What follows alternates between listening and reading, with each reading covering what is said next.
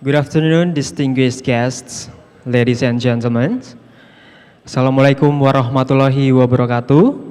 Shalom, Om Swastiastu, Namo Buddhaya, Salam Kebajikan. Welcome to today's knowledge seminar, Climate Prediction in Supporting End-User Decision-Making and Risk Information for the Energy Sectors. This event is jointly organized by the Deputy for Climatology BMKG Indonesia and the Bureau of Meteorology Australia and held as part of the Weather for Energy Transition in Southeast Asia workshop program, which aims to support the energy transition in Indonesia and Southeast Asia. We are honored to welcome all of you here at BMKG headquarters on this Wednesday, 21st of May, 2025. Allow me to warmly acknowledge our esteemed guests, the Deputy Head for Climatology BMKG, Dr. Ardasena Sopaheluwakan, the Directors and Heads of Center within BMKG, lecturers and students from STMKG, State College of Meteorology, Climatology, and Geophysics. For your information, that STMKG is a government academy under BMKG that prepares its students to become future BMKG professionals. And last but not least, all the attendants here and all the attendants all over Indonesia that join us online. Thank you for being us today. To begin this program, let us now invite the Deputy Head for Climatology of BMKG to deliver the opening remarks. To Dr. Ardasena, the floor is yours.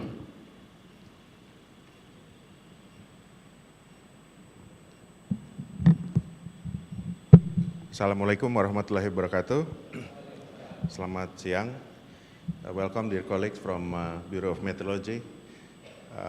Thank you for kindly suggesting this knowledge seminar to share among BMKG staffs here in Jakarta, but also throughout the country. Many are participating online.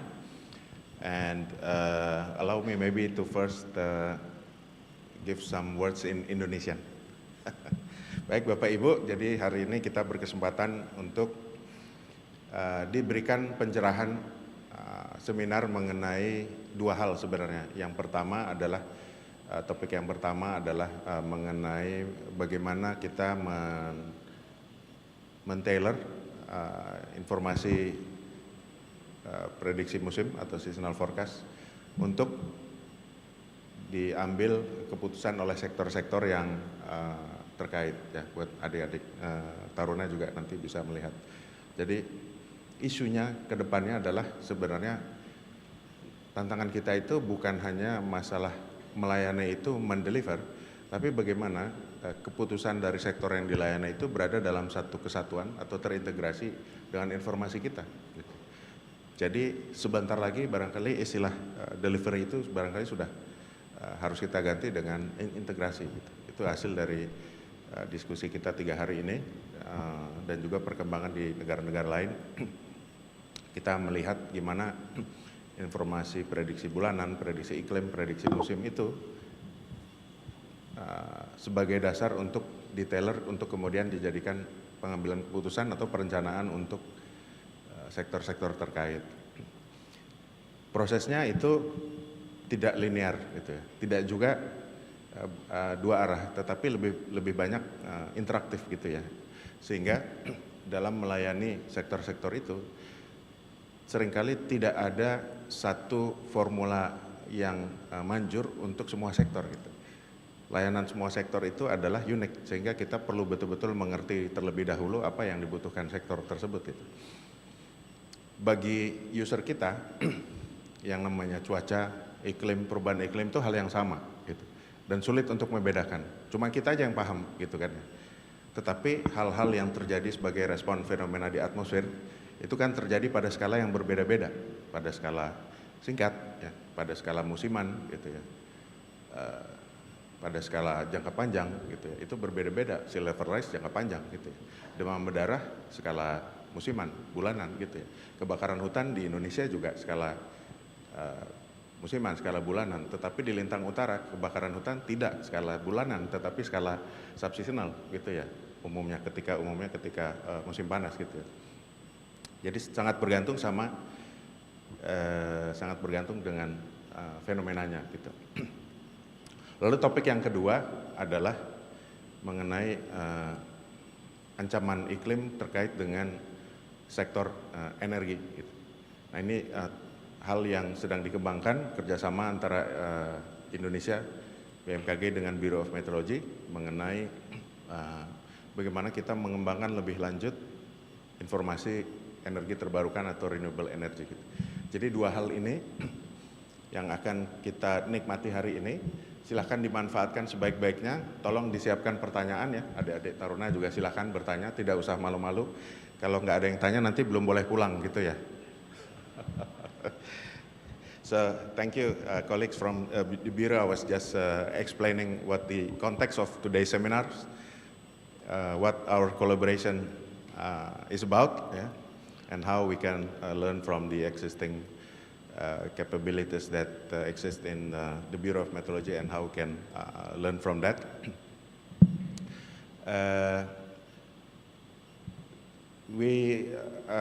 In the seminar today, it is participated by colleagues mostly from the head office, but also 25 of 30, Pak Yahya. How many? 20 cadets from the academy or students. Can you stand up? Boleh berdiri? Yeah. So these are the future faces of BMKG. Tahun keberapa sekarang? Which year you are? Final year. Final year, yeah. So you should graduate soon. Okay. Thank you, silakan duduk kembali. And usually as an Indonesian custom to start the meeting, we start with pantun. So help please with the cakep.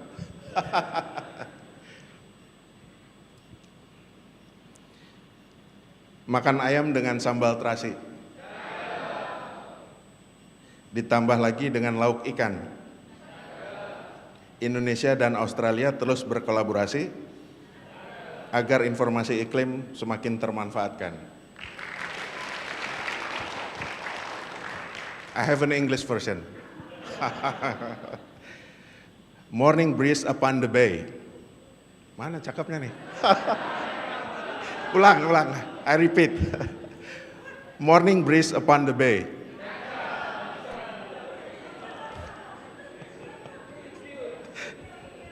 The sun shines bright in Indonesia. A balanced climate guides the way for both Australia and Indonesia.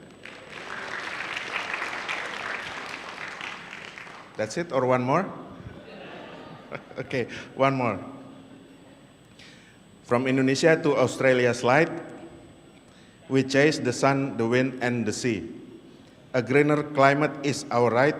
With clean renewables, we build harmony. Thank you very much. Dear colleagues, enjoy the seminar. Thank you. Assalamualaikum warahmatullahi wabarakatuh. Thank you very much for the inspiring opening, Sir Deputy. Before we going to the next agenda, I think let us now proceed with a group photo session first to capture this moment. So I invite you to stand up in front of your chair, and the camera will be on the stage.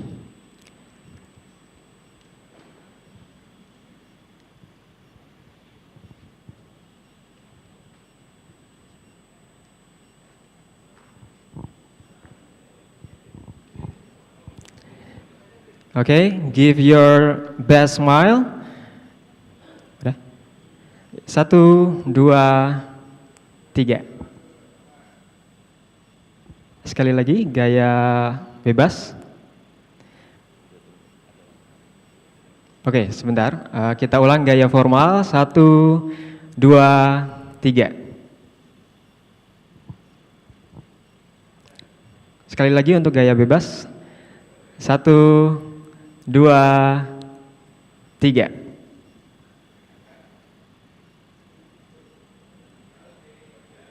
Okay. Please have a seat. Ladies and gentlemen, before I introduce you to our speakers, maybe there are replay pantun. Pantun jawaban from Liz. So I would like to welcome Liz to give your pantun.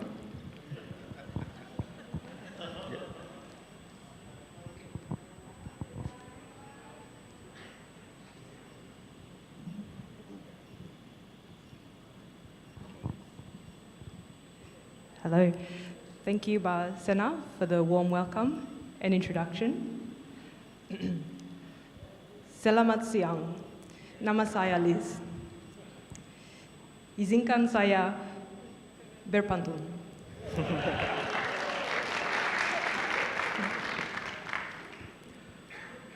Pohon karet, pohon mahoni. Buah nangka, buah durian. Senang rasanya hari ini bisa berjumpa Bapak Ibu sekalian. Thank you.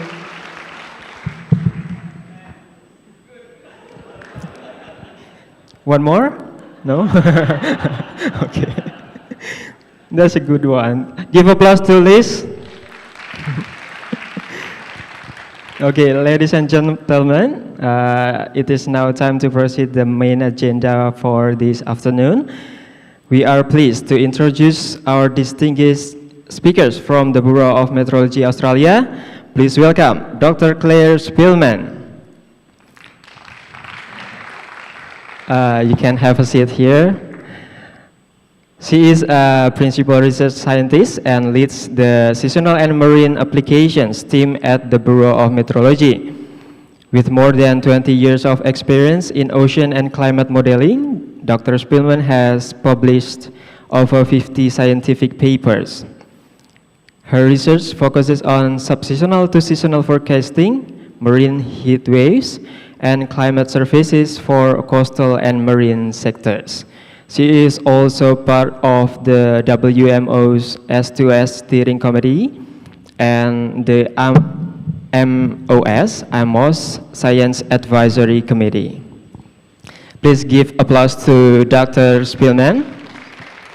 And our second speakers, Mr. David McQueen. Okay. The next speaker is Miss Jessica Bardwas.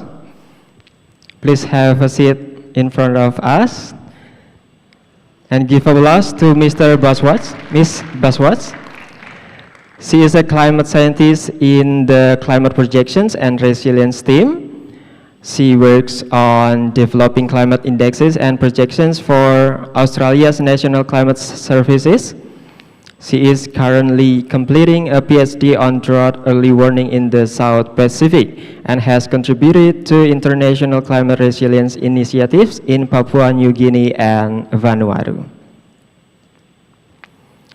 Okay, now we invite our first speakers, Dr. Claire Spillman, who will present seasonal prediction to support end-user decision making. Dr. Spillman, the floor is yours. Okay.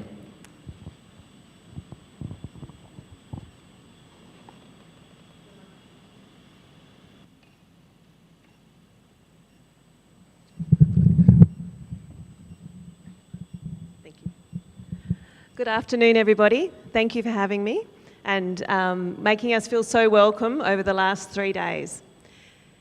So today, my presentation is around seasonal prediction. So it's taking you through the basics and then how we've used it to help inform decision making for our customers in Australia.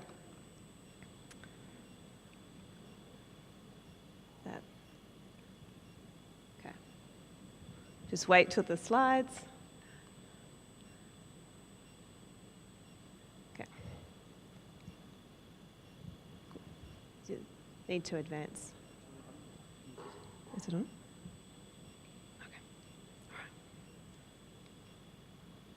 There we go. Okay. So a lot of the decision making that I've worked in for seasonal prediction is around marine and agriculture. So that will be the focus of my seminar today. And then Jessica will talk about the work we've done with the Australian Climate Service and with the energy sector. So first, what is subseasonal to seasonal forecasting? So this is the forecast beyond a week, so beyond a weather forecast, out several months into the future, usually 6 to 10, maybe 12 months ahead of time. And we use a dynamical model at the Bureau. So it's a physics-based model. It is not based on a statistical relationship. And it means it can capture climate change signals or unprecedented conditions, conditions we haven't seen before, because it is based on physics. And so I've just put a small picture on the side there showing how we divide up the globe, the land, the ocean, and the atmosphere, and then calculate those, the physics of what is happening in each of those grid cells as part of our forecast. The typical size for those boxes on that globe are around 25 to 60 kilometres. That's much coarser than you would have for a weather forecast, but still finer than for a climate projection. So the model we use in Australia at the Bureau of Meteorology, ACCESS S2 for short, but it is the Australian Community Climate Earth System Simulator Seasonal, so you can see why we call it ACCESS and not the full name. So it is our global model. It is we have an ocean model, an atmosphere model, a land model, and an ice model. And those four models all speak to each other when we run the forecasts.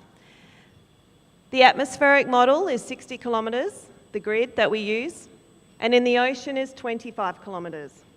And if this pointer works, no? On the side there, you can see that sea surface temperature. That is a forecast straight out of the model around Australia. And you can see the detail that that resolution provides. As part of this work, when we run the seasonal forecasts, we must run a long data set of retrospective forecasts.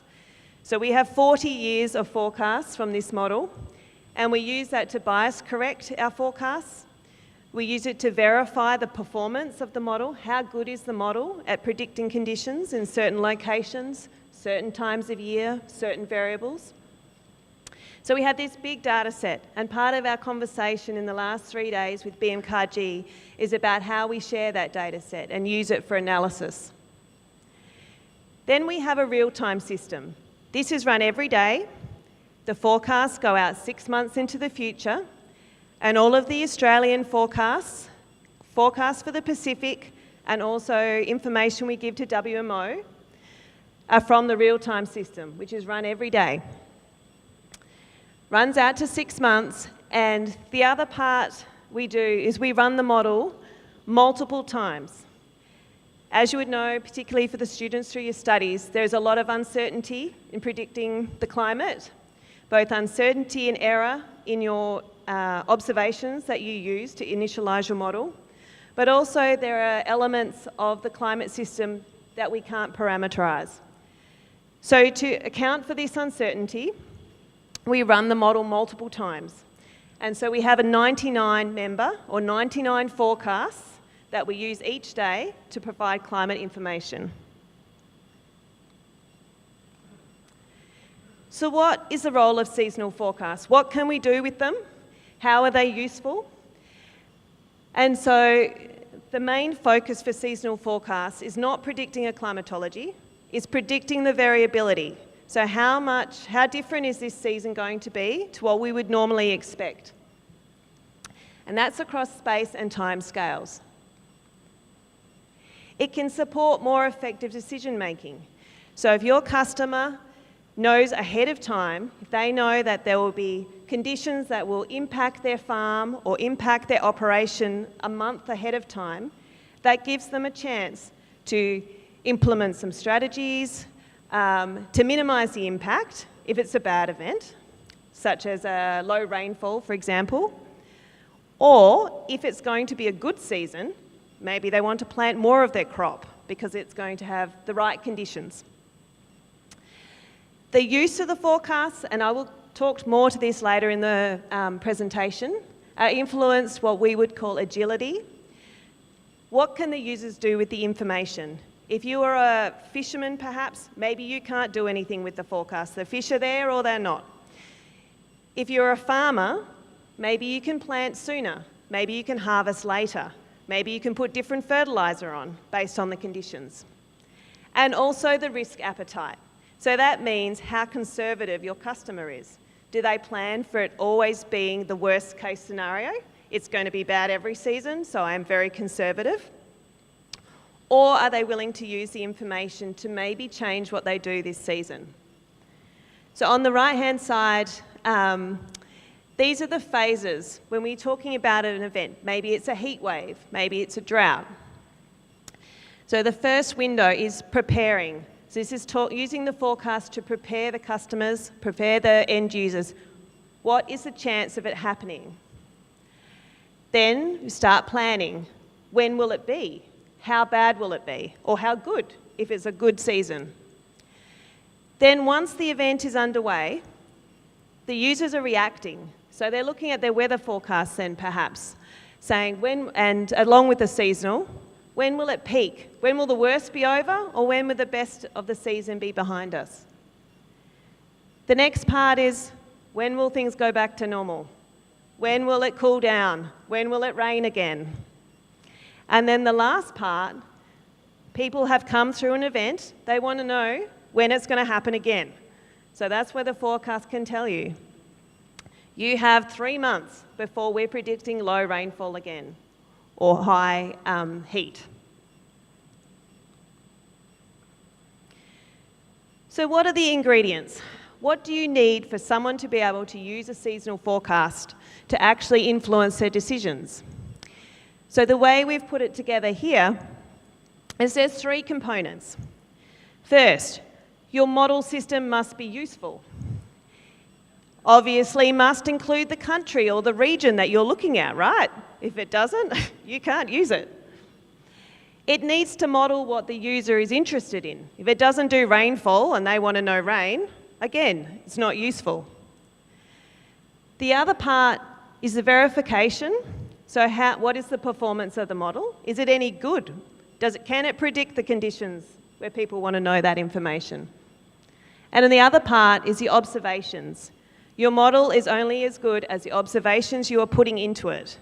If you don't have good observations to start your model and to verify it, it is very hard to get a good forecast. In the middle circle there, it's usable. So you have a good model, it's useful. How do you make the forecast usable? They have to be accurate. They need to be relevant.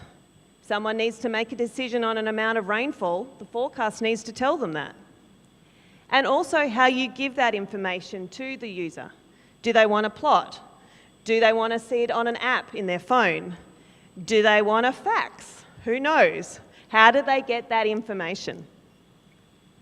And lastly, which is the most important part, the forecast information must be used.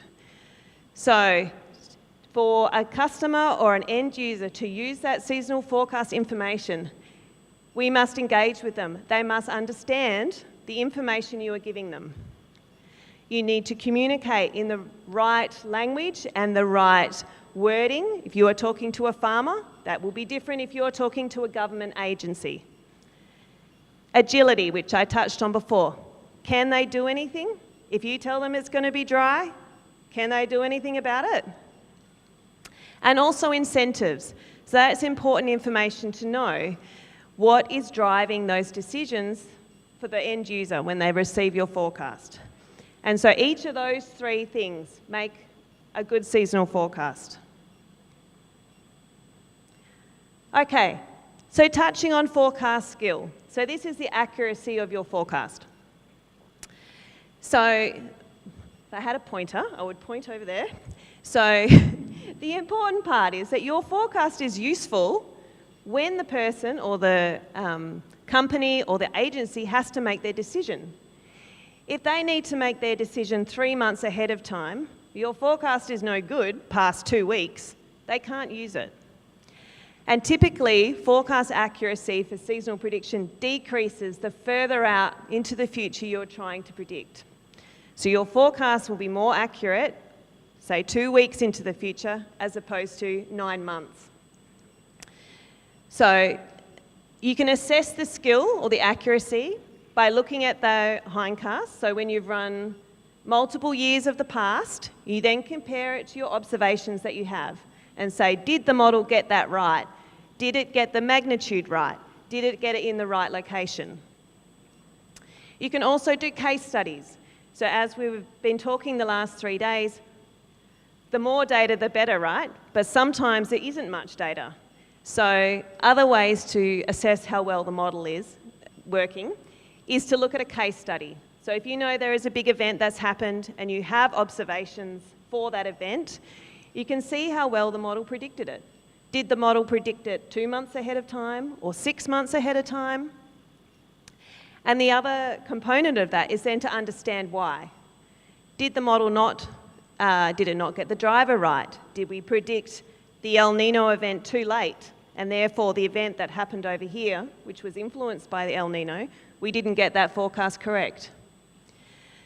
So presenting recent forecast performance, so when you're talking to your customers or your user and actually showing them how good last month's forecast was, builds their confidence and their trust that the model can tell them something useful. And that is very important. However, not easy to communicate. That's a whole nother seminar. I won't talk on that today. So it's important to get to know your decision makers. So who is making the decision? Who is using the forecast? When are they making them? Do they make them at the start of the year? Do they make them at the start of the wet season? Do they make them at Christmas time because that's when, their fish market is most busy? In Australia, that's the case for the prawn industry. Other questions are around, what do you need? Sometimes they don't know, and it's a conversation to work out. We have this, do you need that? What do you think you need? How do you need it? And when do you need it? And the really interesting part that we often don't get information back about is, did you change your plan based on the forecast? Did you do something different? And what did you change? That can be tricky if you're working with a commercial company. They don't want to tell you because they don't want you to tell their competitors. So that's a really interesting, can be a very interesting conversation. So who are some of the users that we've worked with in Australia for our seasonal prediction? A lot of government agencies. And often they are the best placed because they know their stakeholders and they're more familiar with their regional issues. Defence, national security are a big user of our forecasts. Emergency services, so advance warning of, say, high risk of flooding. So emergency services use those kind of forecasts. Energy providers. This is a new area that the Bureau's working in, and Jess will speak to some of that as well. One of our biggest users is agriculture.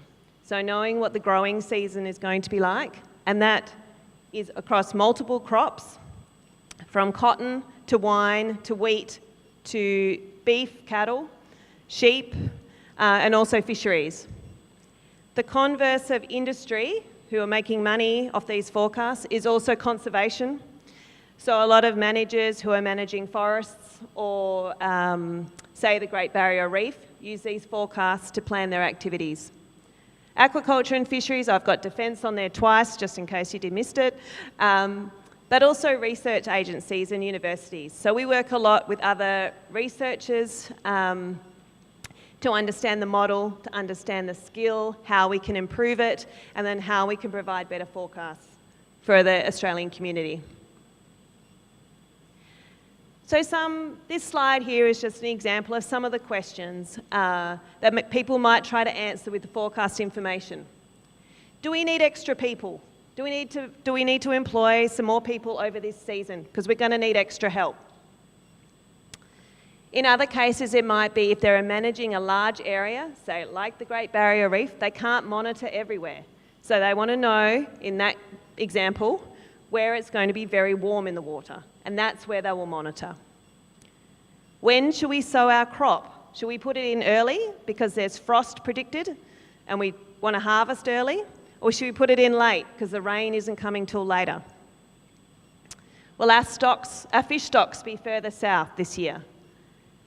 Should we, if we're in aquaculture, should we put more fish in the water because the conditions are going to be perfect? Or should we take less out so we don't stress our animals and reduce our profit? Should we harvest early? And there is also a lot of work in the water space too. Is there going to be water supply issues due to drought? That's just a sample of many, many different questions and decisions this information can inform. So how are they used? So there are lots of different ways, and it will depend on your user. So some are to plan their activities going forward into the next season. Some are to adapt the management plans. So if there's an event that has been predicted that's going to impact their plans, they will change their plans. Some take that information and put it into a downstream model. So they might use the rainfall forecast for the season to plan their crop yield or to calculate their crop yield. Some information is taken and downscaled to a station or a site or a farm. Others allow time for resources to be moved around. And that's the reef example where they're managing a very large area with few people, so it gives them time to move. The model, by virtue of the 99 forecasts that we run, can be used to work out likelihood of events, and that probabilistic information can go into a risk assessment. And they also heavily use to brief government, stakeholders and the public. So the next couple of slides are around how we've worked with our end users. It's been a topic of conversation with BMKG over the last few days. And we have learnt some things work, some things don't. And so this slide here is for a particular project, which I've got a slide on in a moment, showing the considerations that go into this kind of work. So first, in the top left, is the science. What are we predicting? Can we predict it? What is driving the conditions? That then interfaces with what the users need, so asking those questions, hearing what they need from us. Then developing the forecast, and then how we give it to them. Is it on a web page or a portal? And then extension and training, and that is really important. So that is where the user can understand the information that you have given them. If they don't understand it, they'll either use it incorrectly and then tell you that you're wrong, or they won't use it, and it will erode the trust they have in the forecasts. And so that is a constant iteration. So getting feedback from the users, this is useful, this is not useful, I don't understand this, I like this forecast, I don't, it didn't work. And then that feeds back into the science. Well, why didn't it work? Why couldn't we forecast it? And I really like this slide because I think this is a great example. So it doesn't matter how accurate your forecast is. If it doesn't tell them anything that they need, if the forecast is not given when the users make their decision, if it's misinterpreted, or it can't help make a decision, it has little value. And this photo here on the right is, you can see the two arrows. One is where the footpath was built by the council, and you can see the path everyone's just walked straight across the grass. And so if they had asked people where they want the footpath, it probably wouldn't be where they built it. So it is really important to have those partnerships so that the forecasts are being used and it's having some impact and value for your end users. Okay, so how do we produce these forecasts? So we have our model system, we have the retrospective forecasts that we use for verification. Oh, no, it's okay. It's okay. Yeah. Does it work? Okay, I've got two now. All right, thank you. Let's see. Aha. All right, so we have an ocean data assimilation system as well. So this model's running every day. Let's see if this works. Okay. So we take that forecast data, we use information from our hindcast, so how good the model is, accuracy, and the climatologies, because we need a baseline for our forecasts. This goes into a big post-processing suite. And so we do a lot of work in there where we calibrate the forecasts, we combine them in different ways in time and space, and we also produce the products. Often in the post-processing stage, we'll take those trial products and take them to the user and say, is this what you want? Is this meeting your needs? And we do that before it becomes operational. As I'm sure you all know, once something's operational, it's much harder to change than when it's in trial mode. Once the forecast becomes operational, there are lots of different ways that we can provide that information to people. Some are on the Bureau's public web pages that everybody can access. Some go to downstream services where extra information is added. Some people just want the data straight to them. That might be a company who's doing their own analysis or producing information for their customers. They just want the data. So there's registered users as well, and then there's data feeds that go to specific projects or partners. So a little bit more around that delivery. So some of our products are internal only. So they're for the Bureau, and they are diagnostic.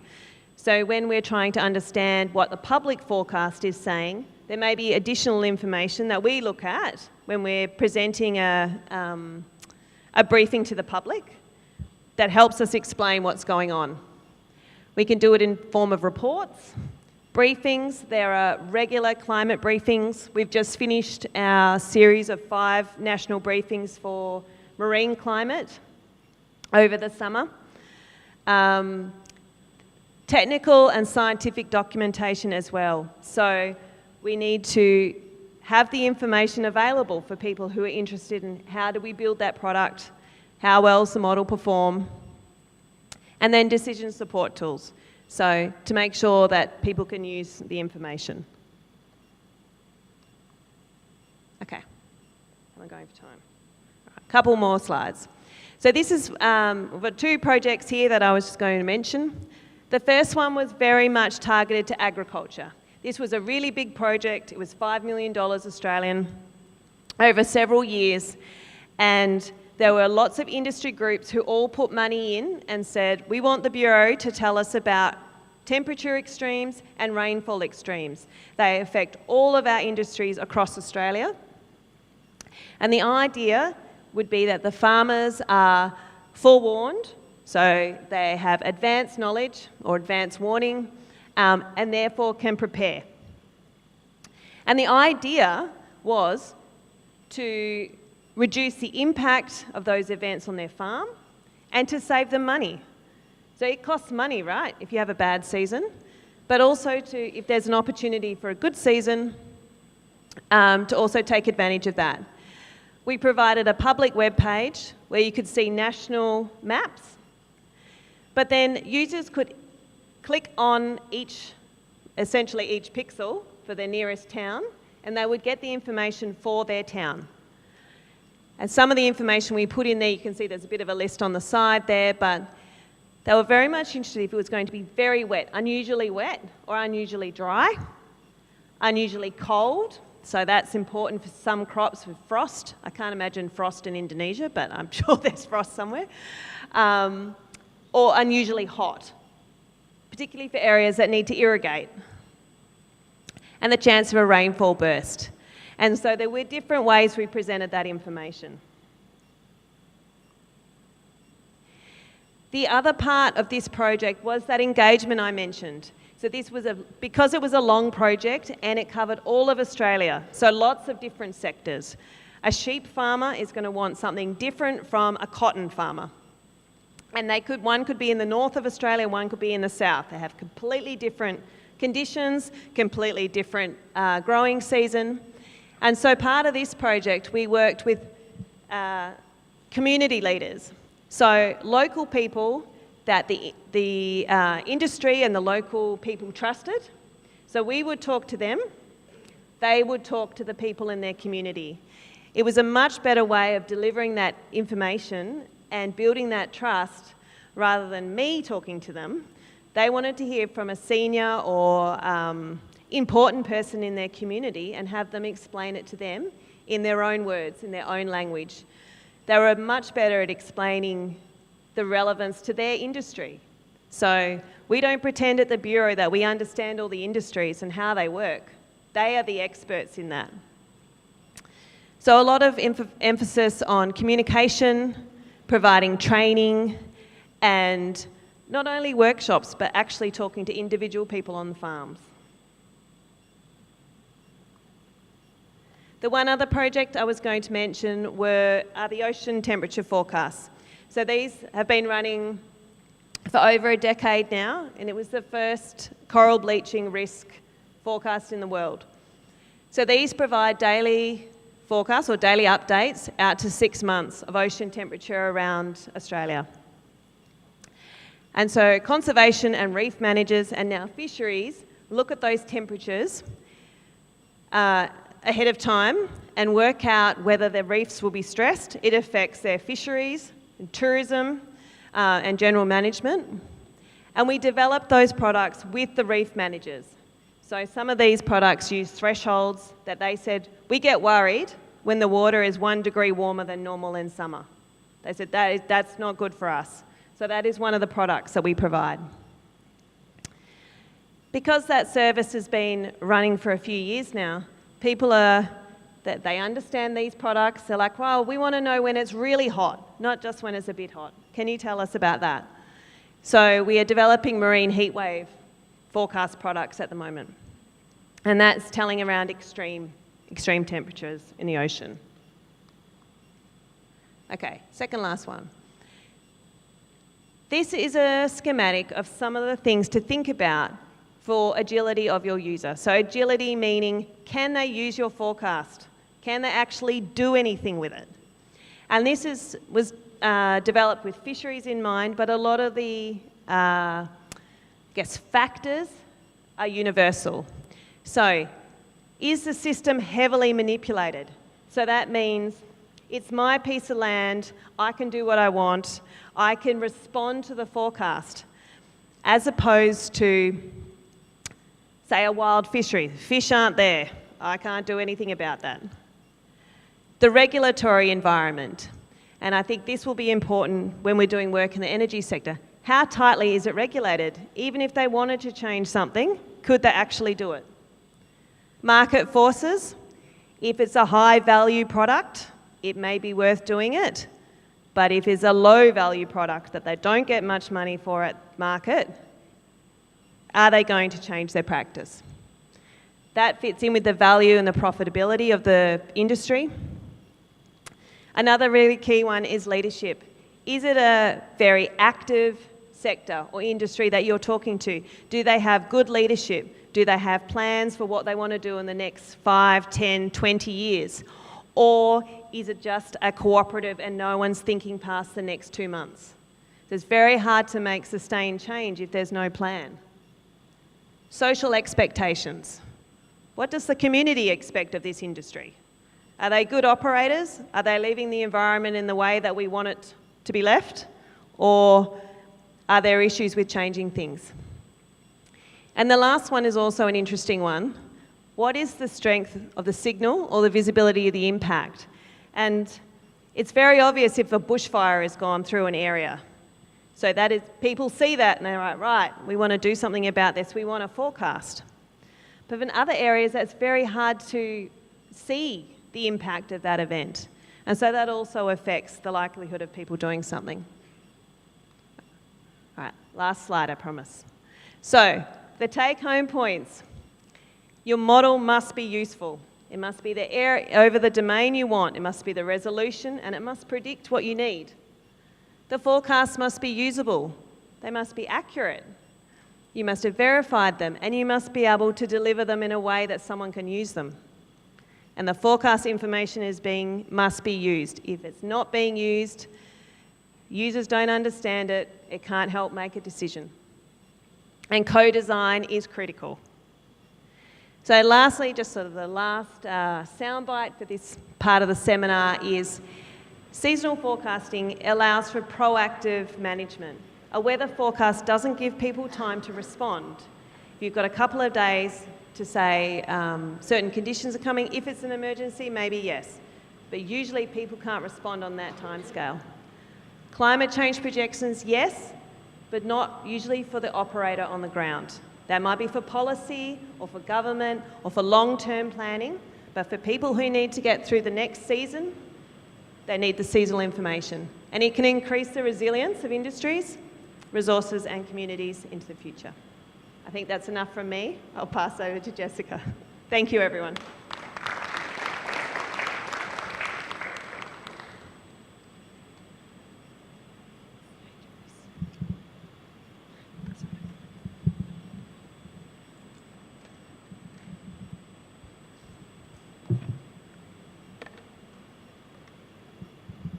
All right. Thanks, everyone. Thank you also to BMKG for hosting us for this trip. We've had a really insightful couple of days, having some really useful discussions for our weather and energy transition project here in Indonesia. So thanks also to Claire for presenting and speaking to the seasonal, the importance of communicating climate information accurately and clearly at the seasonal timescale. So as Pasena said at the start, understanding our climate is really critical, and understanding it at different timescales is really, really important. But as he mentioned, our information, it can't be generic across sectors. It's really important to make sure we target the communication and the output of all of our products to be specific to the sector that it's being delivered to.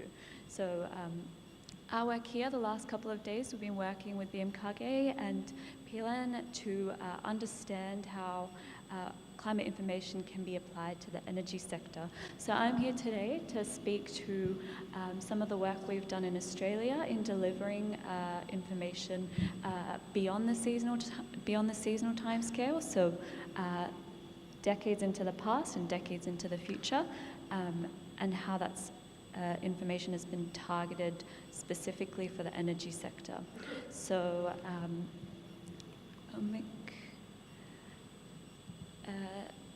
the first kind of exploration or the need for this information really came about from an extreme event that had quite far-reaching impacts in a specific area in Australia. So in 2016, September of that year, there was a really severe storm and cold front that passed through southern parts of Australia. And that cold front came with a suite of tornadoes spinning throughout the state. And those tornadoes affected a range of power, quite an extensive area of our power network. So the outcomes from that was 1 million people, up to 1 million people without power for around 8 hours, which was quite significant in Australia's in Australia's energy sector. And then the cost of that event in 2016 was estimated to be over 350 million Australian dollars, so quite a significant event. And then that event triggered an independent review into the security of our national energy market to ensure that we don't have outages like that in the future, where people are without power and their livelihoods are affected for significant parts of their day. So that review then led to the development of this specific project that I'm going to speak to, the Energy Sector and Climate Information Project. And the real theme that underpins this initiative is the idea that climate change is going to shift our capability to respond to extreme events in the future. So energy operators need to both plan for their asset network to be reliable, but also resilient. So reliability is ensuring that their network can operate for events that may have lower impacts but occur more frequently, so that their service is reliable into the future.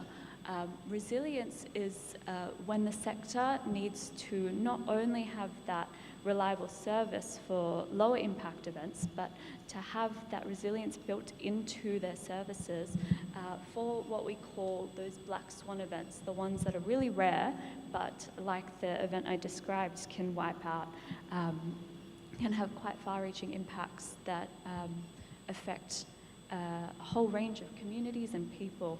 So that is the context for this project. So this, the Energy Sector Climate Information Project ran for 3 years. The Australian government provided funding to assist the energy sector in building both their resilience and reliability in a warming climate.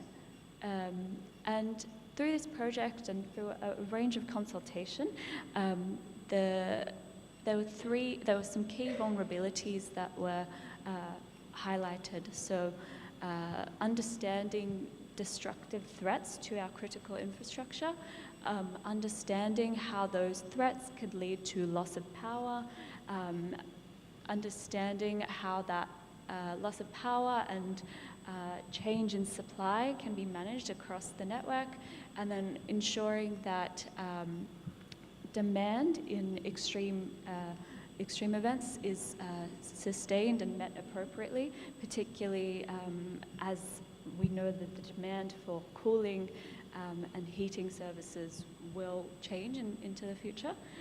So this project was a multi-agency cooperation. So we had us with the Bureau of Meteorology, we had Australia's leading peak science body, the Commonwealth Science Research Organisation, CSIRO.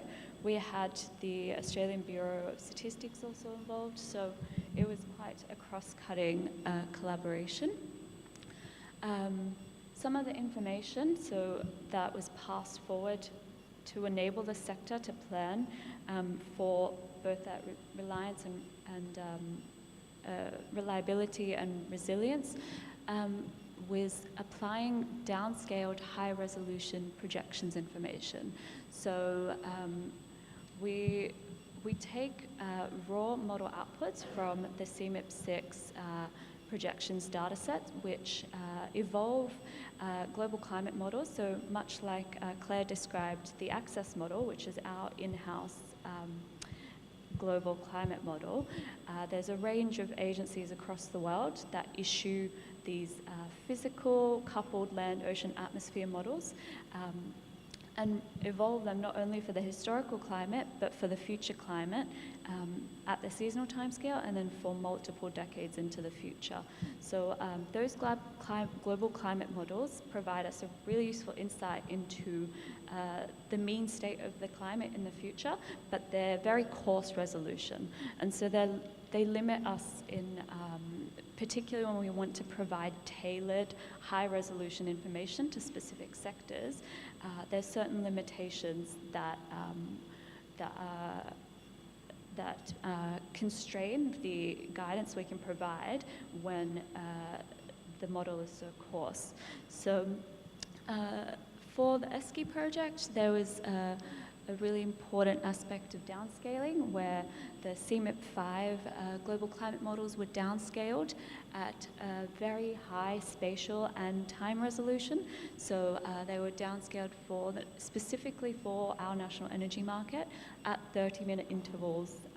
So that is for 100 years into the future. So that's 30-minute intervals of really high-resolution spatial data going out from the historical past, so around 1960, up to 2100.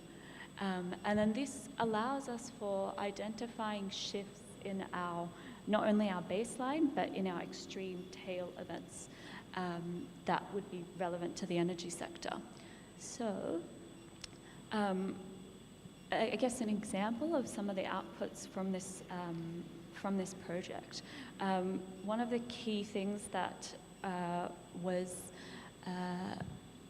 communicated from the ESCI project was not only that baseline shift, but those high impact, low probability events that really need to be explored to build that resilience within the sector. So this is a plot of all the events within a specific ensemble member that met two criteria. So that on the x-axis we have a criteria of the strength of the cold front, and then on the y-axis we have a measure of a specific heat wave. So this activity was trying to model a similar scenario to that extreme event where we had quite a few hot days that were followed with a severe cold front, really strong convective winds that had some quite impactful impacts on the asset network.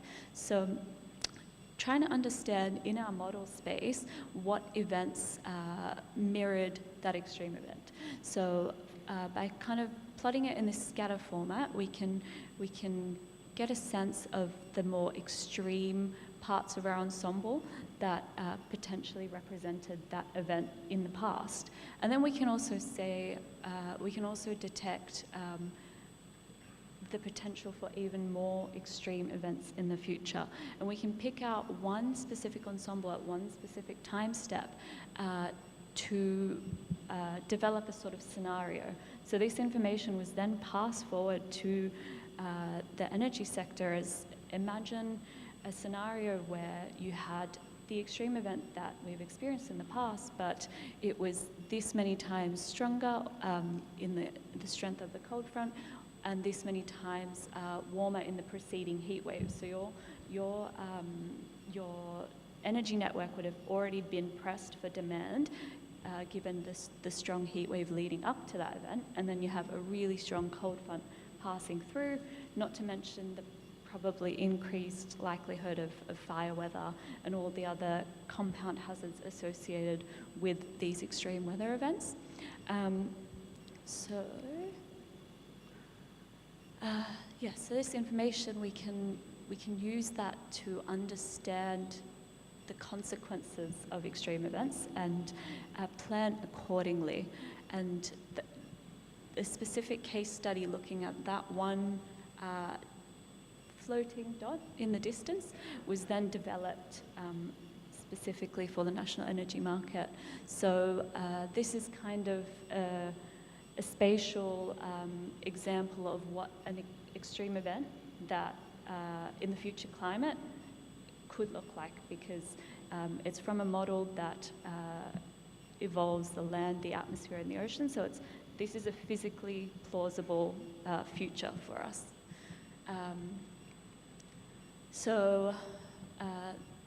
The observed event, so this is talking about Black Saturday.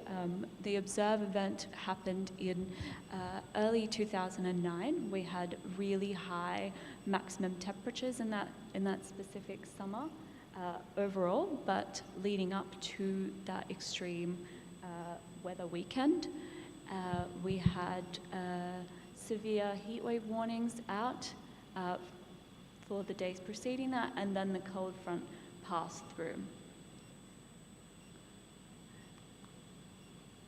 Then we took that outlier ensemble member from the future climate space and we said, okay, well, what would the conditions look like for a potential future event like this? So in this scenario, we have quite a severe heat wave. You can see in some parts of Australia almost reaching 50 degrees.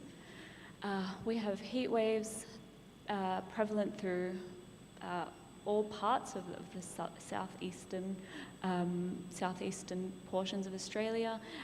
Also have severe heat waves ongoing for Western Australia, which has quite a lot of management implications. So if there's relevant emergency agencies responding to fire along the east coast, and then there's also severe fire weather happening along the west coast, that has quite significant management implications for how we respond nationally to these extreme weather events.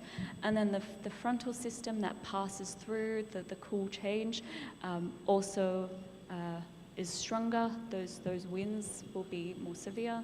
The damage to the potential damage to to towers, to power plants could also be more severe. So that information was passed forward and used in a range of different planning and guidance tools that the energy sector could factor into their future planning.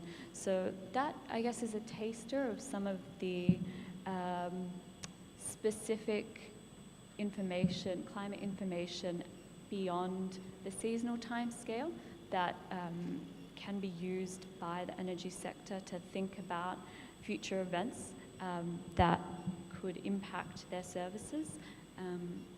And then the other aspect of this presentation today is speaking to how these sector-specific applications of climate information led to the development of Australia's National Climate Service.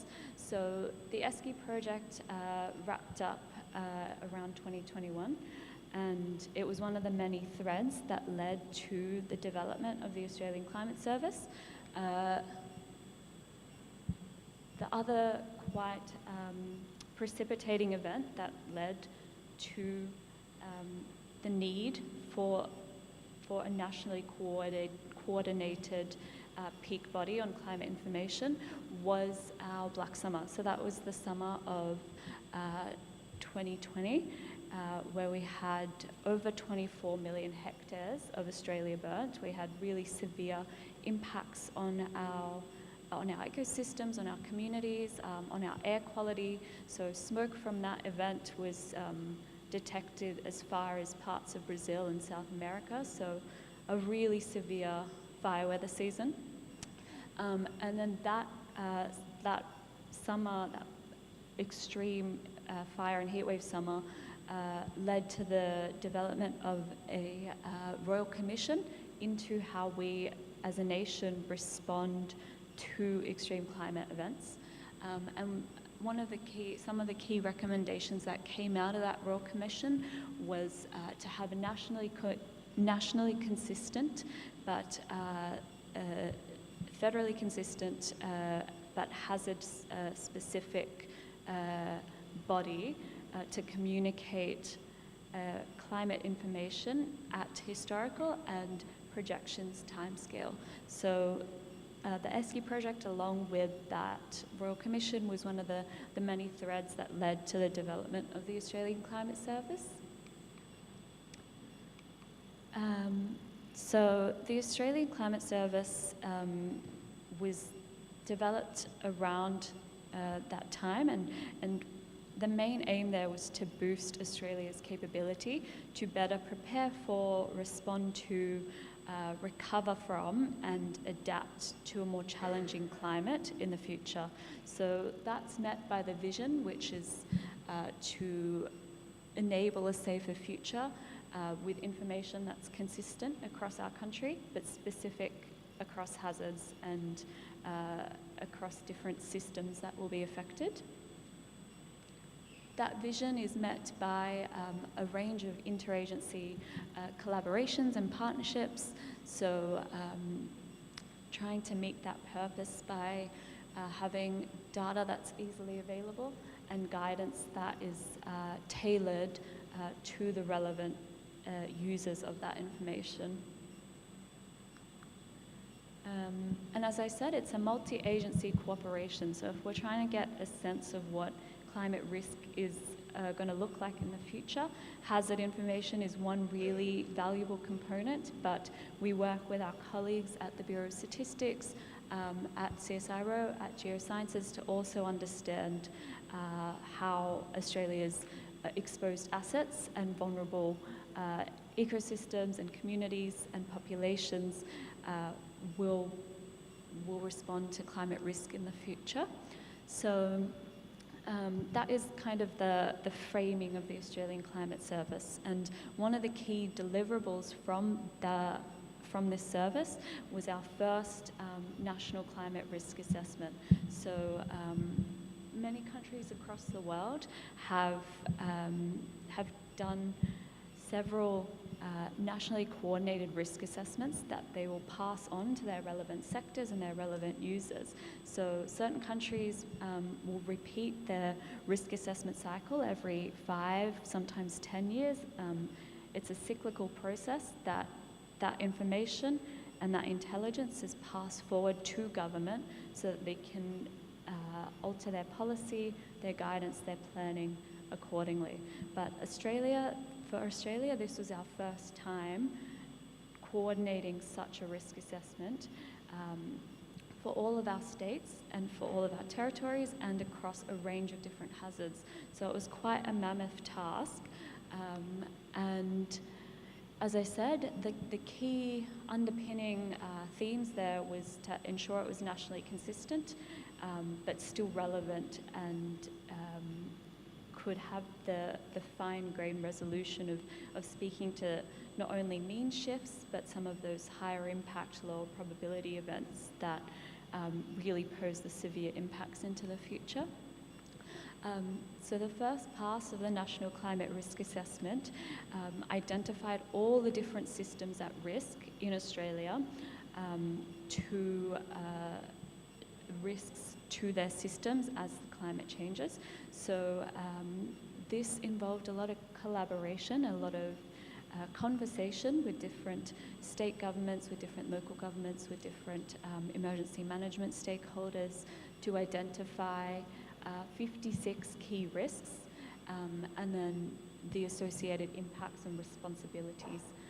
From those 56 significant risks that they identified in the first pass of the National Climate Risk Assessment, there was a range of further collaboration and conversation to distill priority risks. So from those 56 risks, the National Climate Risk Assessment highlighted 12 priority risks that would be most or that would have quite severe implications to their respective processes and responses into the future. And then working with our colleagues from different agencies to understand the critical vulnerabilities within each of those systems. Because ultimately the key outcome of risk assessments and all kind of climate hazard information passed forward to decision makers is to understand where can we take action, where can we plan decisively, or if we can't plan decisively, where can we plan adaptively to move forward with guidance into the future. So I have here a summary of, I guess, speaking to how complex coordinating something like a national climate risk assessment can be. So as I said, 12 key risk systems were highlighted from the second pass of the National Climate Risk Assessment. So we had risk systems like natural environments, like health and social support, water security, infrastructure, primary industry, so agriculture. And then we also identified the key hazards that impact those risk systems.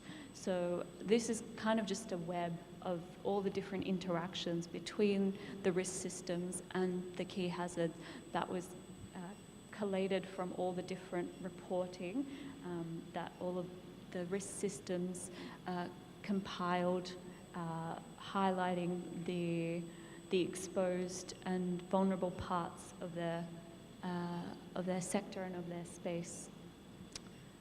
And then we also have the key hazards that are comprised, each hazard is comprised of a set of researchers and scientists at the Bureau of Meteorology across CSIRO that provide the hazard information that the risk systems can use to create that holistic risk assessment. So I have here a list of the priority hazards that we identified in Australia of having impact both historically in our current climate and in the future climate. I'm personally involved with the drought and changes in aridity team, as well as the changes in temperature, including extremes, so that's the heatwave team. So I have here an example of some of the guidance that comes out of these hazard teams that is then passed forward to the relevant risk systems and then to the relevant Australian Climate Service stakeholders to plan into the future. So when we were trying to understand shifts to drought hazard in Australia, we wanted to look across not just drought and the time spent in drought, but how droughts will, how their features of drought, its length, its frequency of occurrence, how that might change into the future. So providing all of that information in a nationally consistent format and in a way that is also understandable by users, by ministers, by government, by stakeholders.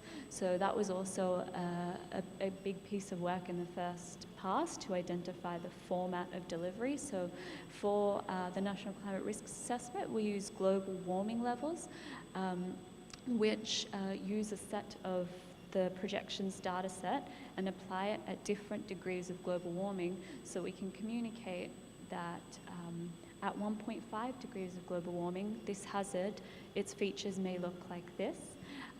At 2 degrees, its features may look like this. At 3 degrees, its features may look like so. So these plots are the median of our multimodal ensemble, and we also communicate areas where there's confidence in our ensemble in the sign of the change. Because sometimes when you're looking that far forward into the future, you can get a sense of the expected change, but there might be quite a broad range of uncertainty across the ensemble. So communicating that with stippling. So that really speaks to those areas where there's confidence, we know what's going to happen in the future, then decision makers can plan decisively and can plan with some degree of clarity. In areas like the Murray-Darling Basin, which is a really agriculturally important area for Australia, there's still a bit of uncertainty in terms of drought hazard and the implications that might have for water management and water security. But we can still pass forward a range of futures and a range of narratives of what the future might look like, so that the users can plan adaptively. So another example from the drought and changes in aridity team is complementing that nationally consistent projections information with regionally specific insights. So for all of our analysis, we can aggregate to specific regions. So in the plots up here, we've aggregated to national regional management, national resource management areas, so areas that are similar in their climate zones and are managed by similar sets of coordinating bodies. We can also aggregate by state, by a state government and territory regions, and provide that information on a spatial aggregation so that people can understand, once again, the spread and the ensemble, so communicating that whole range of information. So this is just a taster of some of the work that's been coming out of the hazard teams at the Australian Climate Service, and this is just speaking to the drought team, but all of those priority hazard teams have collated a suite of information that is specific to their hazard, but consistent across Australia with those specific regional insights, and that gets passed forward to the relevant people to plan. So kind of bringing it all together and concluding on what's the relevance of all of this work, all of this insight and analysis for BMKG and for our weather and energy transition project. So as I said earlier, projections information, it allows us to provide guidance and to provide tailored information from historical, allows us to provide that tailored information that can complement the historical and contemporary climate analysis. And then different sectors can use projections information to plan accordingly. So like I said, when there's clear signals, they can plan with some degree of certainty, and they can plan with some degree of clarity.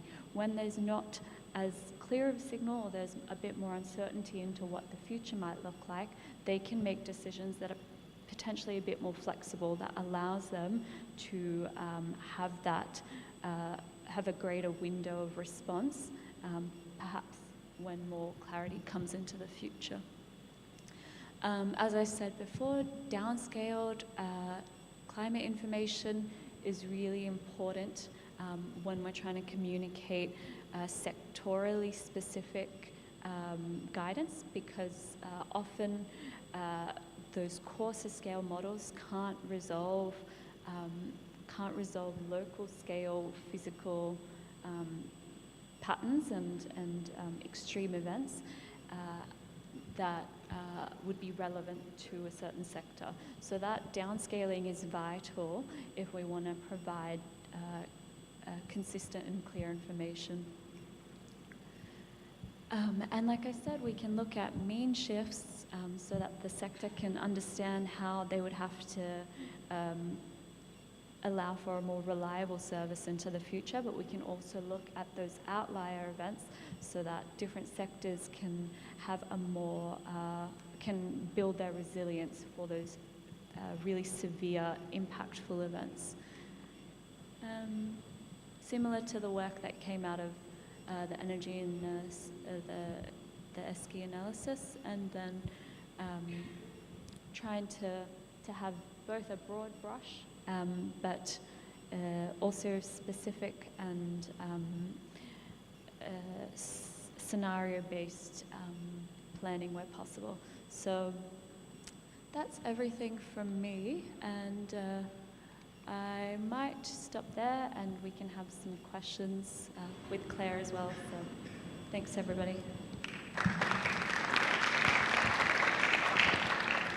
Okay, thank you, Miss Jessica and Miss Claire. It's a very personally that makes people react and take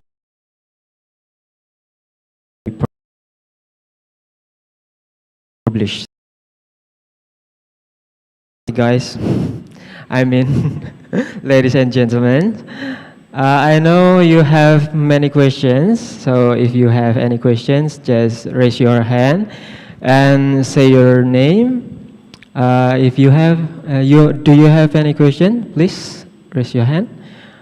Or in the meeting room, is it any questions in the YouTube or Zoom? Okay, from STMKG, just stand up.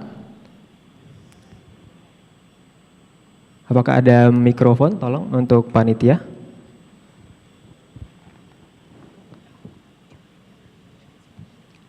Oke. Mohon izin untuk translation-nya ada?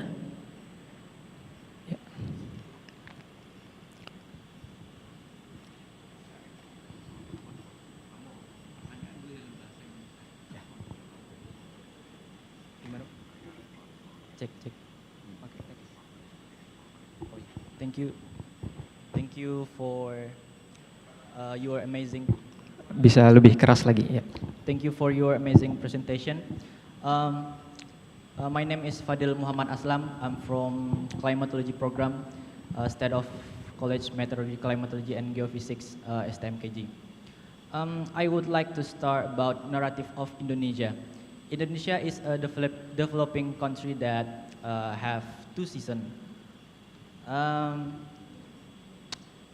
Public awareness in this country about climate information is low. Maybe it's because of many people here are still confused on just putting food on the table. So, as a scientist from developed country like Australia, what's your perspective about this issue?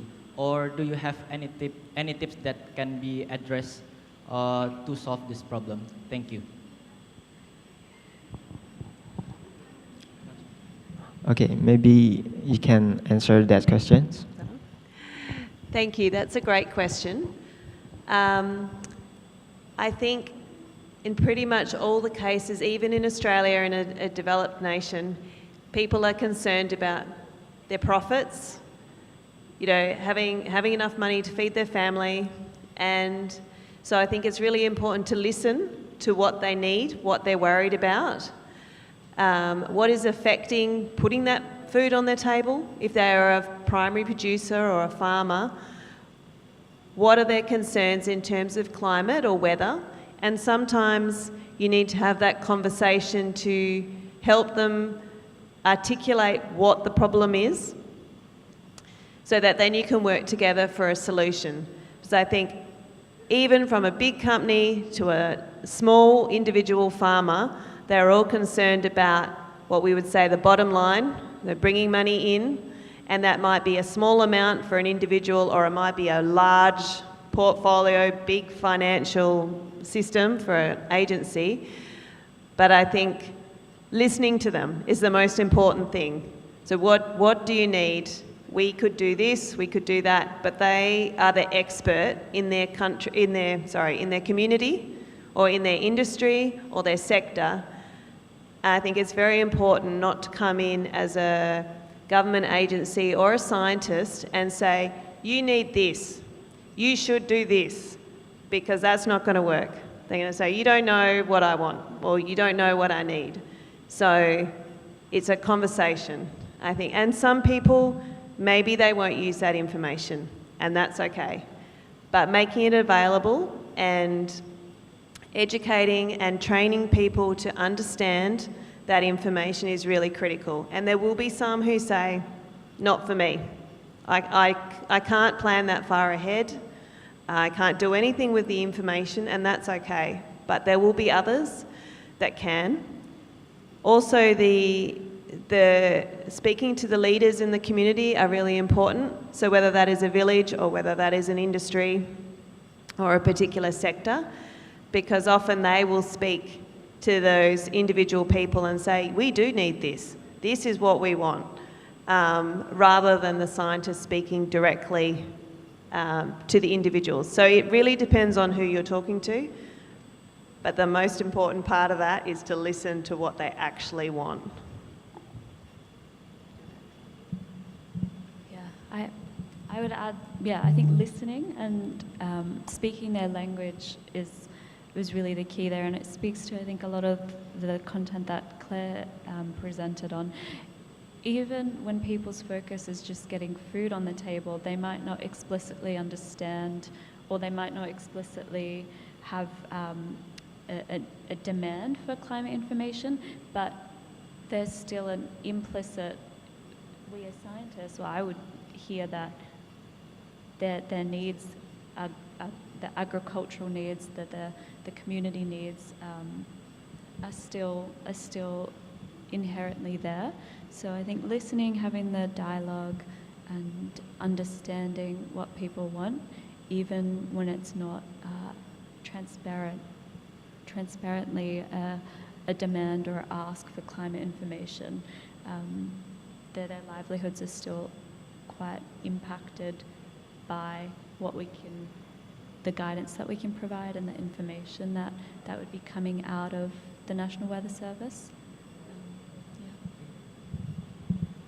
Just to add to that, one way that we've found works quite well is to going to visit them. So sit at their table in their kitchen or in their house and talk to those community leaders or individuals. But then to get them thinking about it, if you say, if you knew it was going to be really wet for the last fortnight or last 2 weeks, would you have done something differently? They say, oh yes, I wouldn't have harvested then, it was too wet and my grain rotted. You say, well, I could have told you it would have been wet the last 2 weeks. And then they think, well, maybe I would have done something differently. So part of it is bringing them along on that thinking path. Would I have done something differently?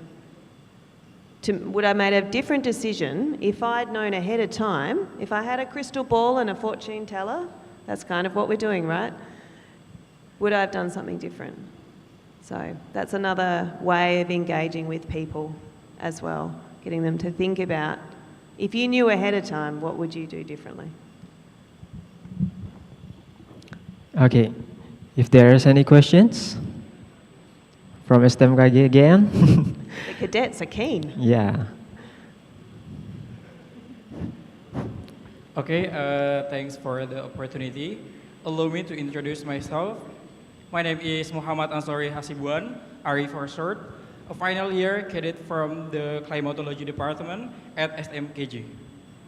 Okay, my question is, what are the main challenges in translating high-resolution climate prediction output into actionable risk information for decentralized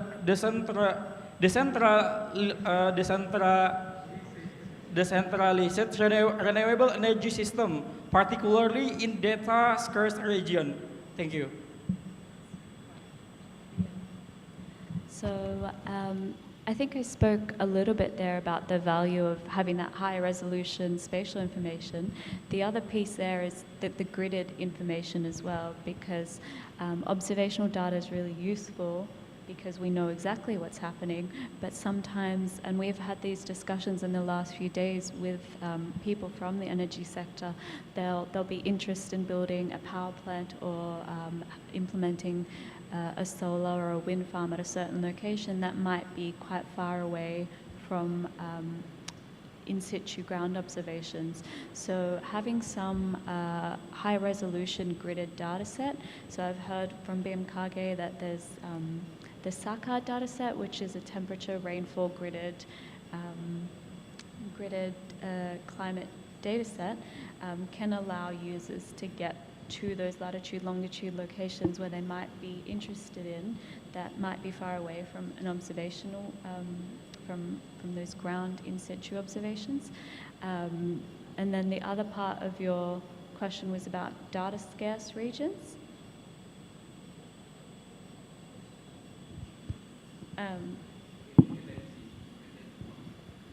From the energy sector. About the actionable risk information for decentralized renewable energy system, particularly in data scarce region. Yes. Yes, so I think, yeah, as I said earlier, gridded data sets are important because we can get away from those,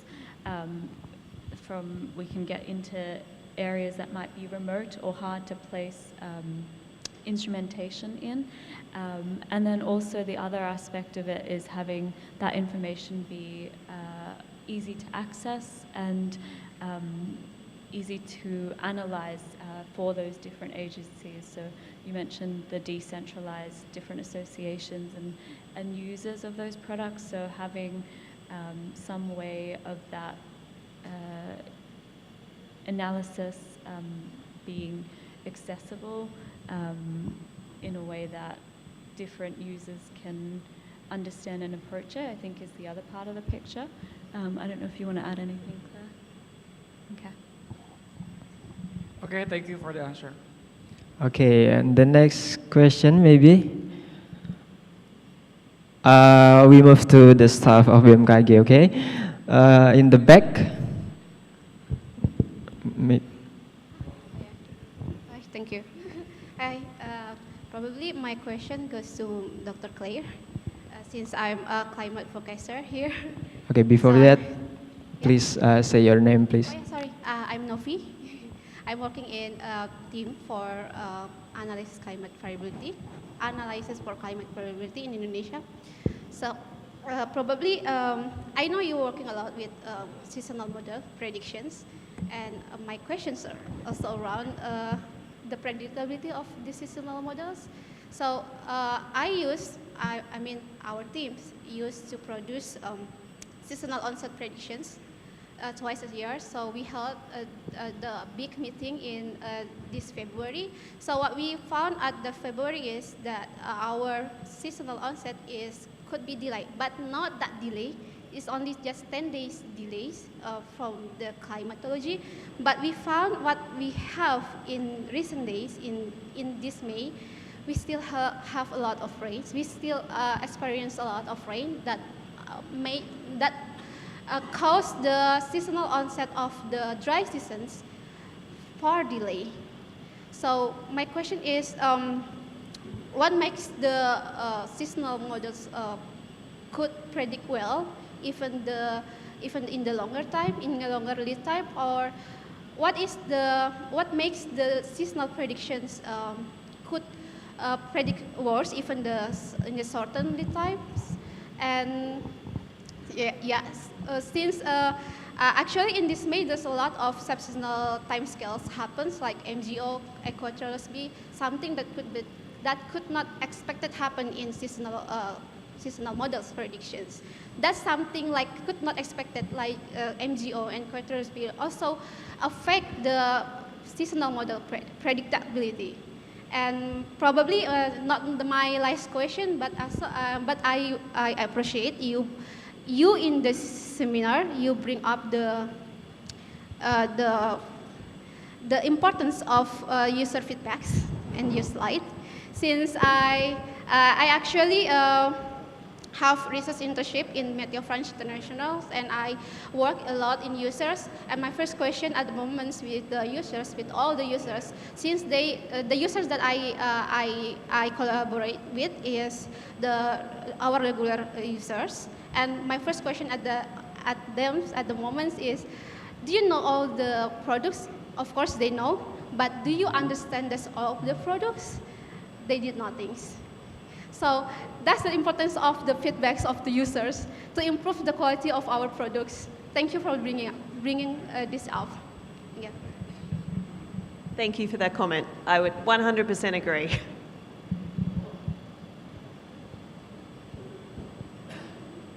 Was there a question in there, or was that just a comment? Oh, just checking. I missed it. It's just a comment. I mean, Okay. I appreciate you bringing up this importance of the feedbacks of users. Thank you. Excellent. Thank you. Yeah. More good comments. Go for it. Probably my first questions around the predictability of seasonal model. Yes. Okay. Yes. So around the predictability, it really depends on where you're looking, as you would know, the season you're trying to predict, and seasonal forecasts derive a lot of their skill from large climate modes. So they can't capture synoptic events or tropical cyclones, for example. So we would see perhaps a forecast in Australia for rainfall, and there are large drivers, say La Nina is underway in the Pacific, that drives a lot of rainfall in Australia. But if we get a tropical cyclone developing, that is going to change the actual amount of rainfall we actually get or observe. And the models can't capture those kind of events. So that is one reason sometimes the forecasts are not very good. We don't have that predictability. Other reasons are if there is no relationship for the local area with those big drivers, or that we have the teleconnection is not right in the model. So maybe we can predict El Nino, La Nina in the Pacific, but then we don't get the teleconnection through the atmosphere right for this part of the globe, and therefore it's not a good forecast. So I could talk all day about that, so I won't. But there's lots of factors that go into assessing the skill of the model, and that's the important part, as you say, when you're talking to users, so they can trust the model or trust the forecast information that you're providing. So. Okay, thank you, because this is 3 p.m. Now we have to cut this discussion for now. And if you have any question, just contact Miss Jessica and Miss Claire personally. That's it, okay? Okay. Thank you for the engaging discussions, and to all who participated with their questions.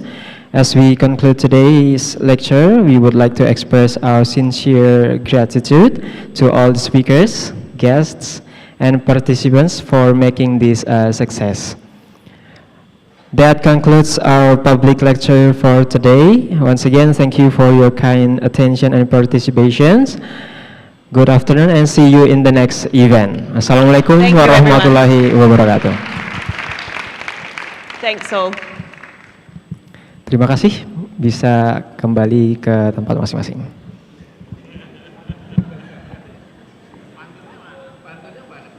Nggak siap, Pak.